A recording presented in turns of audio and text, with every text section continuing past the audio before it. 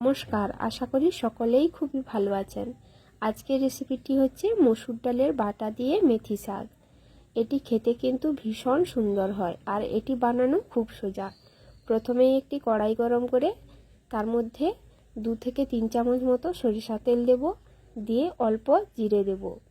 জিরে দেওয়ার পরে এখানে আমি মসুর ডাল বেটে রেখেছিলাম, ওটা দিয়ে 1 থেকে 2 মিনিট ভালো করে ভেজে নেব। এতে দেব অল্প পরিমাণ নুন ও অল্প পরিমাণ হলুদ, খুব একটা বেশি হলুদ দেব না। ভাজা হয়ে গেলে এটিকে আমি একটি পাত্রে তুলে রাখব। তারপরে ওই কড়াইতে আবারও আমি রান্না করব। আমার ভাজা হয়ে এসছে এবং এতে কিছুটা পরিমাণ তেলও বেরিয়েছে। ওই তেলে আরও 2 থেকে 3 চামচ মতো তেল দেব।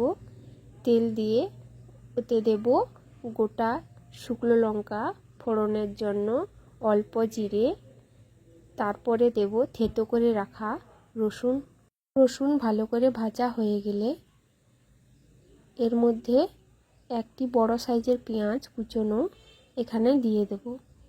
রসুনটাকে ভালো করে লাল করে ভাজতে হবে, তারপরে কিন্তু পেঁয়াজ দিতে হবে। পেঁয়াজটাও খুব একটু বেশি ভাজবো না, হালকা ভাজার পরে এর মধ্যে টমেটো দেব।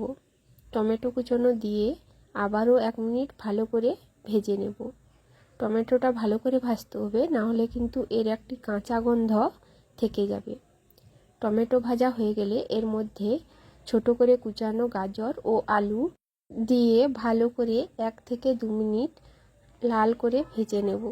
এতে দেব অল্প পরিমাণ নুন, অল্প পরিমাণ হলুদের গুঁড়ো দিয়ে ভালো করে ভাজতে হবে। ভাজা হয়ে গেলে এতে দেব 1/2 চামচের থেকেও কম লঙ্কার গুঁড়ো এবং একটু গরম মশলা দিয়ে আবারও ভালো করে ভেজে এর মধ্যে দিয়ে দেব মেথি শাক ভালো করে ধুয়ে কুচি করে রেখেছিলাম। ওটি দিয়ে ভালো করে সুন্দর করে ভাজতে হবে। মেথি শাক কিন্তু শীতকালে প্রচণ্ড পরিমাণে পাওয়া যায়, আর এই মেথি শাকের রেসিপিটি তোমরা চাইলে ভাত কিংবা রুটি যে কোনো কিছুর সঙ্গে খেতে পারো। এটি স্বাদও খুব সুন্দর। মেথি শাক ভালো করে ভাজা হয়ে গেলে আলুটাও সিদ্ধ হয়ে গেছে এতক্ষণে। পর আমি যে মসুর ডালের বাটা ভেজে রেখেছিলাম ওটা এখানে দিয়ে ভালো করে ভেজে নেব। তবে আর একটা কথা বলে রাখি, তোমরা কিন্তু মসুর ডালের পরিবর্তে এখানে কিন্তু সরিষা বাটা দিয়েও করতে পারো। মসুর ডালের বাটা দিলে বেশি খেতে ভালো লাগে, তাই জন্য আমি মসুর ডালের বাটা দিয়েছি।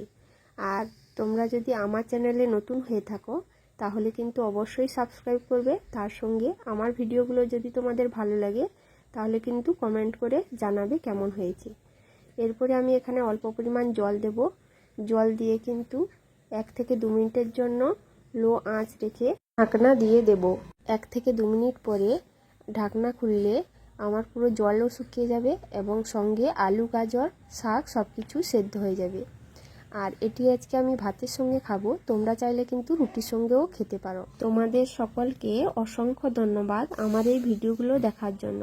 সঙ্গে কিন্তু লাইক অবশ্যই করবে।